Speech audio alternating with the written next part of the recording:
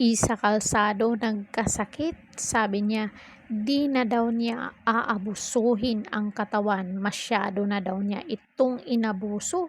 Pagbahagi ng aktres, more than a week na palang may sakit ang mahusay na aktres na si Isa Calzado. Masyado raw niyang inabuso ang katawan, kaya pinaalalahanan daw siya ng Diyos na kailangan niyang mamili ng mga kailangang gawin. At noted sa kanya yon, nagkaroon siya ng pharyngitis at bronchitis. Ang kumpletong post niya ay tungkol dito sa pharyngitis, bronchitis. My cough and nasal congestion, not very demure. Over a week now of being sick and even missing out of some work commitments. Push my body too hard again. Almost our entire household got sick, but I was the one who got it bad. From losing my voice to developing bronchitis, this is definitely a wake-up call to be even more mindful. Mindful of my overall health and well-being.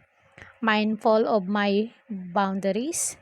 Mindful of where my energy goes. The silver lining here is that it all happened before work and life schedule becomes even more hectic.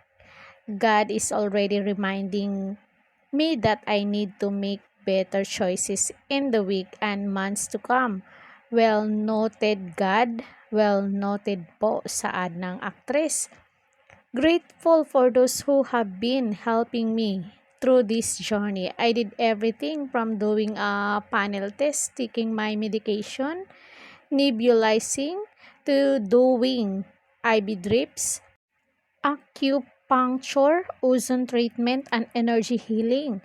Doctors, healers, and nurses all making sure I bounce back to feeling strong and healthy again for work, which starts tomorrow, and all that I have lined up in the next few months. Salamat sa inyo.